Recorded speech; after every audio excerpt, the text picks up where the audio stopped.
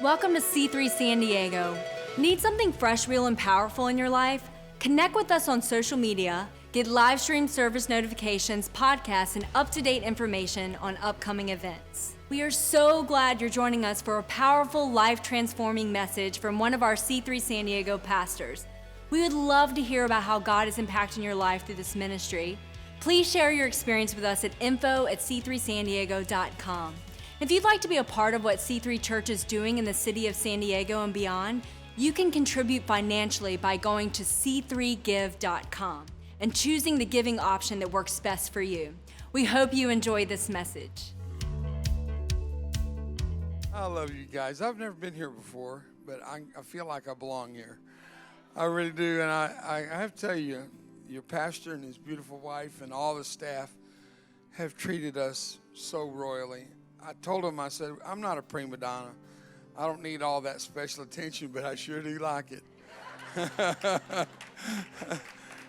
But there's so much I want to share with you and so little time. We want to get right to what we're here for. I want to say thank you for the invitation. And for those of us meeting for the first time, you're looking me over. I'm looking you over. You're wondering what happened to me, and I was wondering. That's called a pregnant pause, and it just had a baby. A little about myself. I'm 71, going on 50. Hollywood says 50 is the new 30. Common Core Math says I'm 20. I'm going to stick with Common Core Math. But I feel great to be with you. I don't walk real well. I jumped out of a helicopter in Iraq in 2011 and broke 6 vertebrae, and so they put in 12 screws, 2 rods, and braces, and I was paralyzed for a short period. But look, I'm walking without braces, and I'm happy to be alive. A little bit more, if I don't bore you with talking about myself, but we're getting introduced. Maybe a few of you have known me. I used to not have a nose, just part of one, but look here. It's a boy. They made my nose a year and a half ago, and it's real. It's my ear's not. It's artificial. It fell off when I was preaching in Jamaica. I stuck it back on. They thought it was a miracle, and they all got saved. That's a true story. I was in Fallujah some years ago with some SEALs, and we were relocating some detainees, and we stopped about 2 o'clock in the morning and refueled and picked up a few more detainees, and I took a latrine break. I came back, I threw on my body armor, which you can't fly on those airplanes in the military without it. So I threw on this battle rattle, well, it hit my ear and knocked it off. 2 o'clock in the morning, and I didn't want anybody stepping on it. The thing cost $25,000 bill. I didn't want anybody stepping on it, so in the darkness, I said, nobody move. I tried to sound like a general, and everybody froze, and then I had to fess up. I said, my ear fell off. Would y'all find it? So here are these SEALs down there on this ramp to a C-130. It has all these divots and crevices and wheels and rollers for all this heavy equipment. They're down there feeling around in the dark. One of them looked up and said, you're just making us look like idiots. I said, no, man, really. My ear did fall off, but one of you's close. I can hear you breathing. And one of them said, is it me? And I thought, you're defending my country. I took my training, right, just a few, not far from here at Coronado. I was a brown water black beret, and my instructor was a SEAL, and I was sent to Vietnam with SEAL Team 1, and I was the boat guy. And the most amazing men I've ever known in my life, I had the honor to participate with in a symbiotic relationship that's still good today, and I'm proud to be with the Navy SEAL this morning. God bless you, sir. I salute you.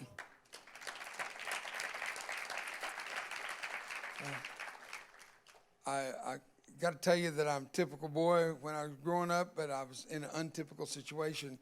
My dad was a pastor, and when I was born, my mom almost died. She never did recover. She actually died from that. But for many years to follow, I had a Mexican nanny, and every morning I'd wake up to, David, dame un beso, andale pronto. I give her a kiss, and I'm out the door. And at 6 years old, I had to learn English, and they told me that I was not a Mexican. And that was very, very awkward to my Hispanic brain to get around that. And so I have a very strong connection to my Hispanic history. It's called enchiladas and tacos. But my mom taught me to never complain.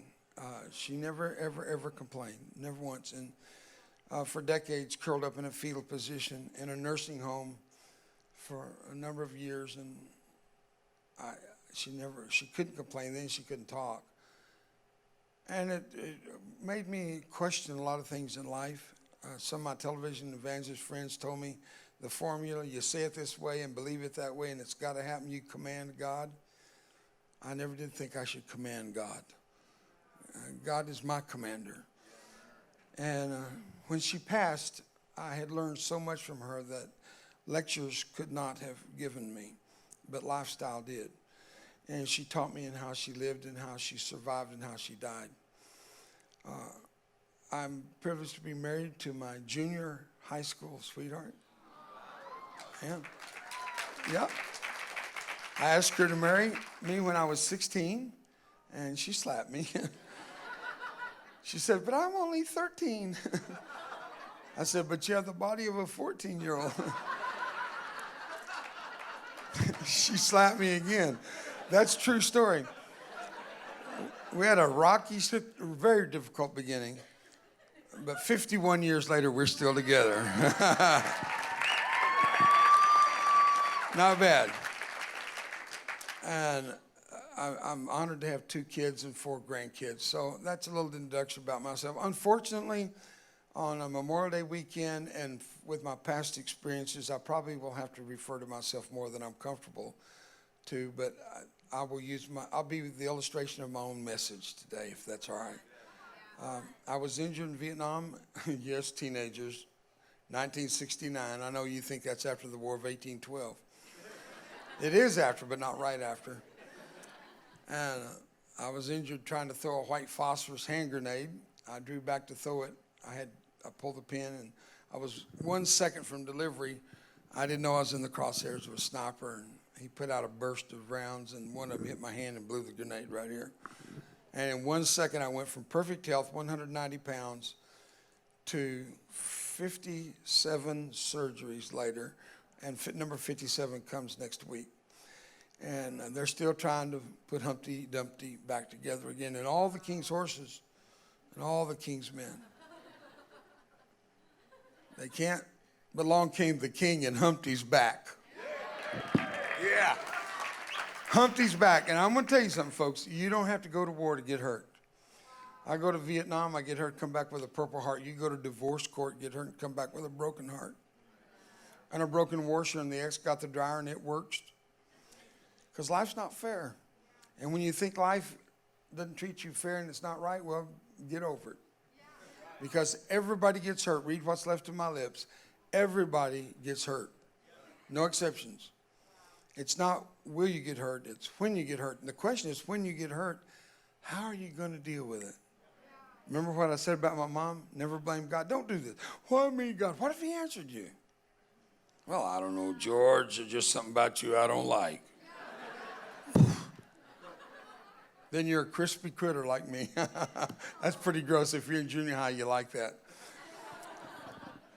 So I'm here today to tell you that God had a plan for my life like he does for your life. And in life, we get hurt and we suffer. But God doesn't do evil. He doesn't do this to us. He didn't shoot me that day. He didn't set me on fire that day. He didn't blow half my skin and 60 pounds of flesh off my body that day. God didn't do that. Men do to men what God never thought of, and we teach the devil most of what he knows. The Bible says the heart of man is deceitfully wicked above all things. Who can know it? And so I knew that God didn't do this to me. I knew it was war, and I knew people get hurt in war. But the joy of knowing Christ is you don't have a scar he can't use. And my philosophy is never let a good scar go to waste. So when you get hurt and the devil tries to take you down, well, if he hit you once, hit him back twice. It's called one-upmanship. hit him twice, and then he'll think twice before he hits you again. And so I grew up in a Christian home and knew to love the Lord, and in time of suffering not to blame God. That's why I'm here, because I didn't turn to the bottle. I didn't turn to drugs. I mean, I've never even smoked a joint in my lifetime. I've never snorted coke. I've never put a needle in my vein. Never took a pill to get high. I can hallucinate on a half dosage of a St. Joseph's aspirin for children. I just never did the drugs. And my life has since then been in many ways regulated by prescription drugs to help me get through some of the difficulties that physically I have to have help with. But I just thank God that my greatest asset did not come through a prescription drug. It came through an unprescription, no limit dosage of Jesus Christ. No limit dosage. So I kissed my little sweetheart goodbye at the airport in Love Field of all places. And I remember the taste on my lips to this day of the tears, the salty tears I kissed off her cheek. And I turned and walked away. And I was 5 steps, and she called my name, Davy. And if she said David, I'd go stand in the corner she was about to send me to. But when she said Davy, that's a term of endearment. And before I could stop, turn around, having not shed a tear, proud of myself for being tough, tears came to my eyes. And I looked back and I was mad at myself. I said, what? And she asked me a question that haunts me to this day. Davy, are you coming back? I dare say any person in this room that's ever served in combat, you had to deal with the question of will you come back, and you had to answer that question in some form. Somebody asked you that question in some way. And I looked at her and said, I'll be back without a scar. Why did I put that scar thing in her? What if I had just answered, I'll be back? Then I could be governor of your great state. Better than one you got. No, I'm kidding. We'll stay away from that. And so I kissed her goodbye and went to war. I made it 8 months without getting hurt. And on the 8th month, in the span of 3 days, I was injured twice. The first injury was relatively minor, but it was serious enough to medically evacuate me on a dust-off to preserve my eye.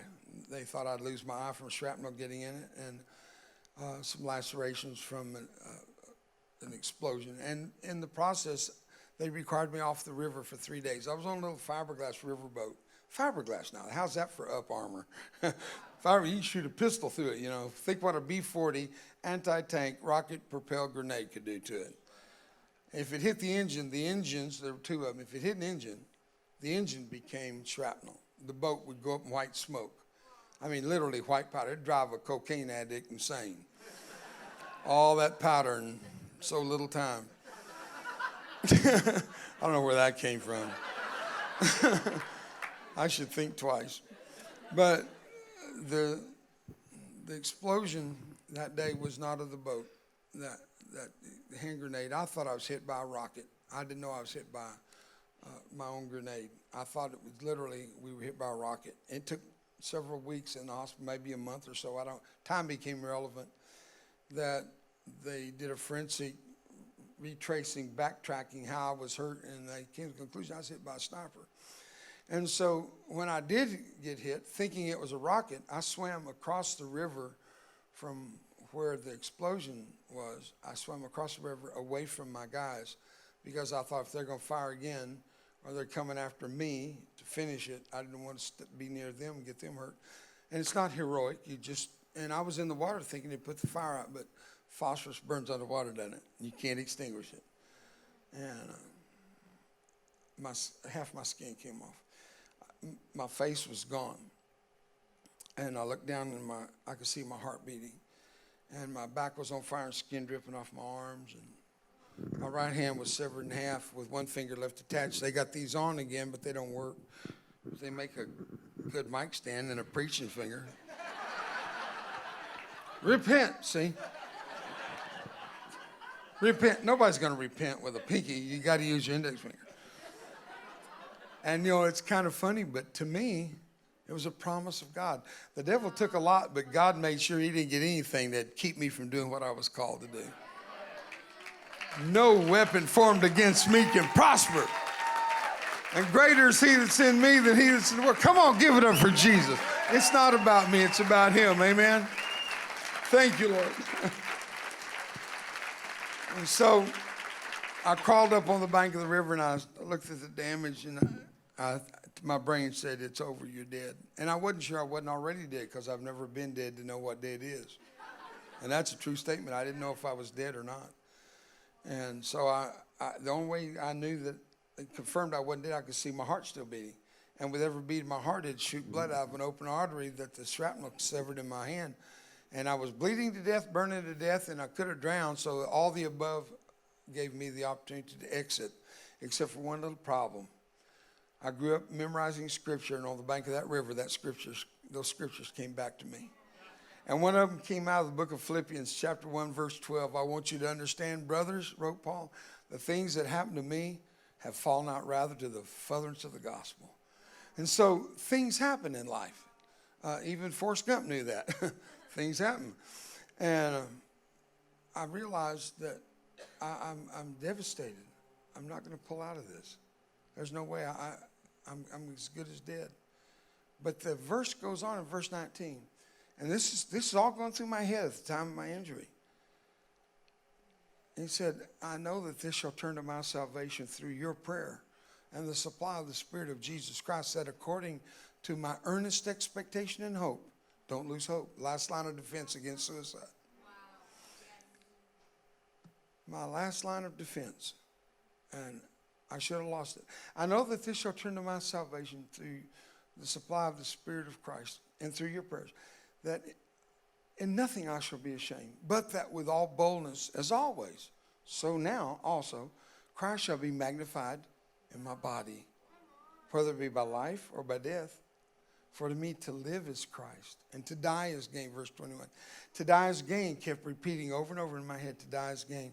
And then suddenly I realized I'm not going to die, because the first part of that is to live is Christ. And I thought in my natural brain, I'm going to die, but Jesus was saying, you're going to live. And I took his role, but I tell you what, it wasn't an asset to me. To live was very difficult. Death would have been a much easier way out. I was in the hospital for 1 year and 2 months. And during that time, they pulled a sheet over me 2 times. Once on the riverbank when I fell over backwards. They thought I was dead, and they ran over and threw down a stretcher and rolled me on the stretcher. I was still burning. And 2 weeks after my injury, they opened me up to do surgery, and I burst into flames on the operating table, because phosphorus only needs oxygen to spontaneously combust. And when they opened me up, the phosphorus that didn't have time to blow was inside of me. And when they opened me up, I was shooting fire out. They nicknamed me the Crispy Critter and Hot Stuff. So that's what they did. Those were my nicknames. That's not a joke. That's really the truth. And I was blind in my eye, got my vision back, and I have a cover over my eye because my eyelids don't blink, and my right eye didn't. So they covered it so it would not dry out. They only did that a year and a half ago. I was losing my eye after all those years, 48 years of pain in my eye, 24/7. And they made a cover that covered the eyeball a year and a half ago. 48 years of pain gave way in 30 seconds. I was pain-free. In 30 seconds, it's all done. Isn't that sweet? And I've got a lot of parts, you know. I just took the braces off after I broke my back from a helicopter jump. I took the braces off about a year and a half ago, and I can walk now without them, as I said. But the braces went to an artificial knee, and then 12 screws and 2 rods up my back after that fall. And a steel braid that holds me together inside on my chest cavity, and a bar that holds my ear on, a cover over my eye, and I got my hair back. I bought it. There's a guy in China wondering why he's bald.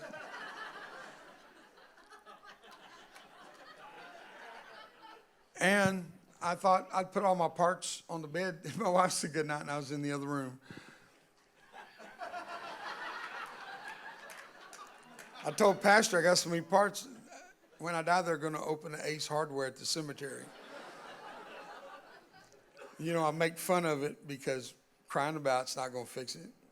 There's not enough Jack Daniels to grow my face back. There's not enough kilos of cocaine to turn my ear to reality and grow me back a thumb. They made me a thumb out of my hip. I don't suck it. Is it okay if I talk like that? So all this story I've been telling you, I want you to put it together in reality. I can't see that clock very good because of the light, so I'm going to check me out here. I've got just a couple minutes. 10 minutes to go? Oh, good. I think God had a plan, and he knew what was going to happen, but he didn't intervene. And I didn't understand why, if God could put the moon in space, why he couldn't stop a 7.62 bullet out of the muzzle of an AK-47 detonating a grenade that would, why couldn't he stop that? He could have, but he chose not to, and I didn't know why he chose not to. I didn't blame him, but I didn't know, and like a good lawyer, don't ever ask a question in court you don't already know the answer to. And I didn't know the answer, and I didn't want to deal with it. Since I didn't know the answer, I didn't let it bother me. I just put it in, pigeonholed it, and left it.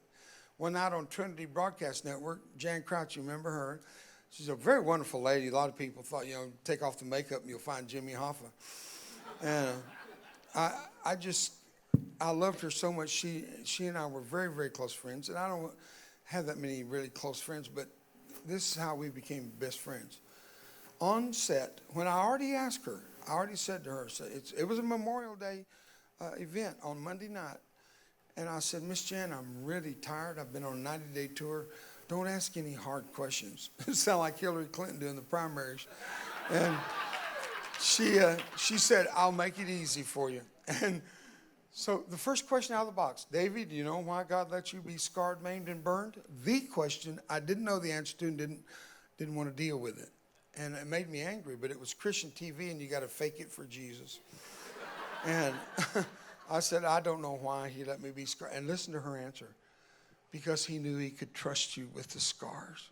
Wow. For 20 years, from my injury to that day, I was suicidal. My first and only attempt at suicide came in Japan after they brought me off the river.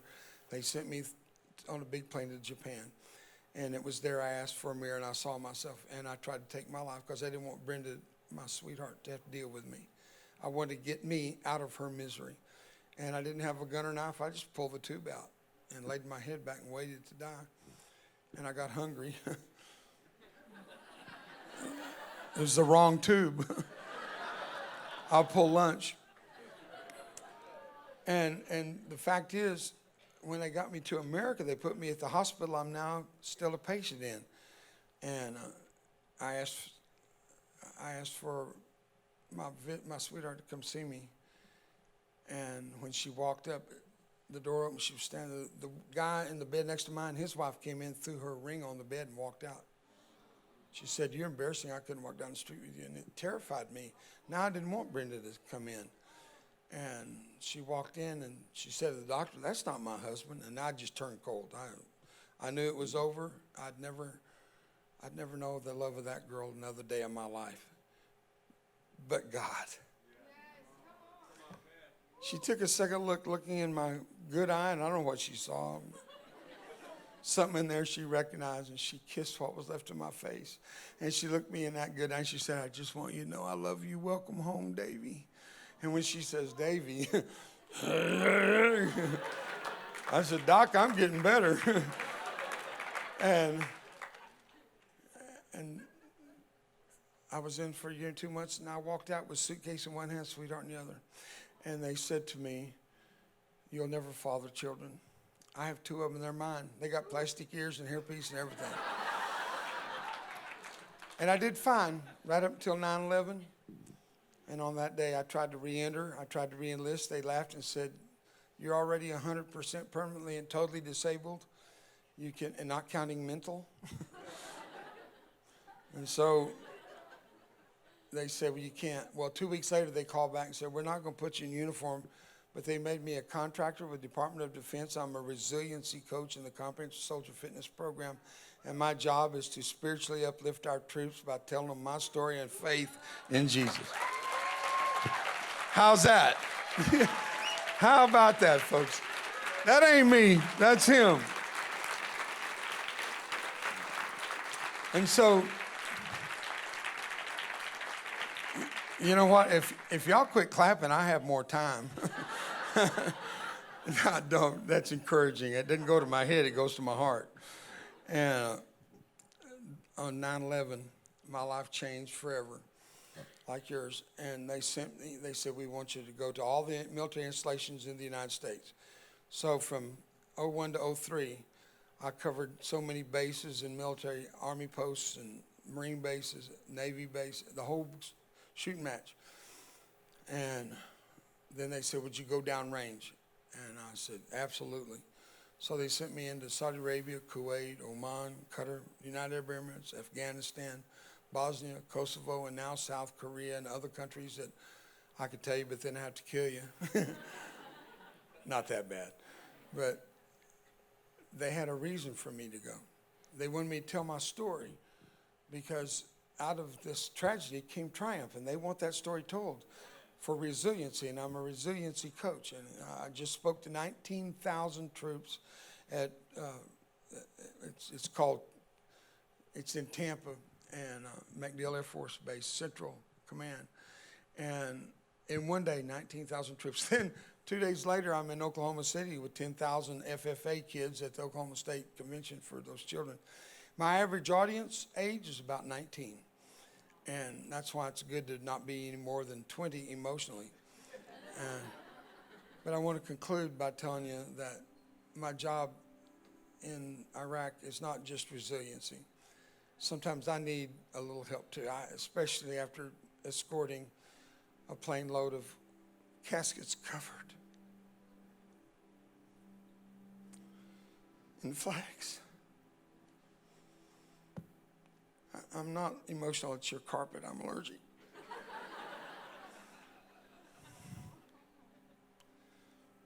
I gotta make this quick. I brought a little video and it shows you what we do. My job today is not only with the active duty in the field, but the active duty before they're medically discharged and the med board decides their disability. They're going through a stage of limbo, and DOD sends them to me, to our ranches. They have one in Colorado and one in Texas. And we bring them, married couples, 80% plus fail in divorce, and they send those couples to us.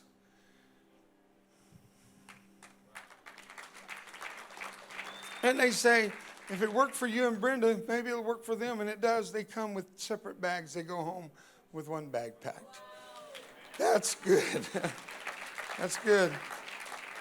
But I brought this little video to share with you. It runs about 4 minutes, and it shows you some of the, if you're military, and a lot of you I think are, you'll recognize some of the places, but because they're classified, I'm not able to name the places.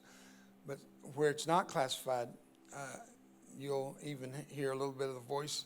Some of my buddies, I've trained 5,000 wounded, and they're out preaching today all over the country. Many of them, not all 5,000, I wish, but we select the best of the best, and God touches their lives, and God's making evangelists out of them, kind of like I am.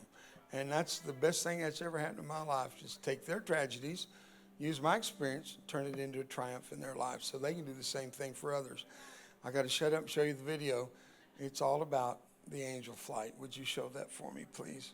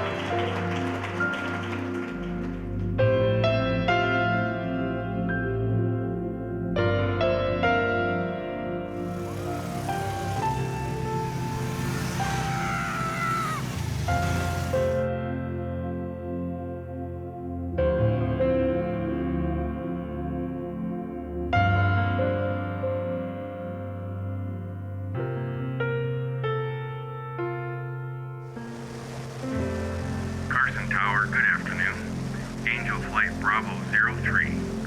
Gear down 5 miles. We have a hero on board tonight.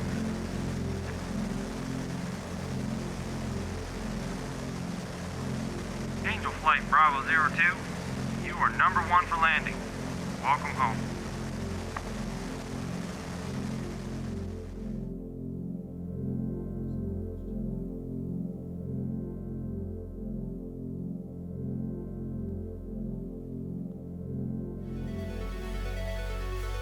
Thank you so much for joining us online. We hope you had a powerful experience. We want to take this time to personally help you navigate the next steps in becoming connected. If you made a decision for Christ today, need prayer, or want more information about our church, go to our website, c3sandiego.com. And if you didn't get a chance to give online during service and would like to contribute financially, you can go to c3give.com and click on the giving option that works best for you. We look forward to hearing from you. See you at church.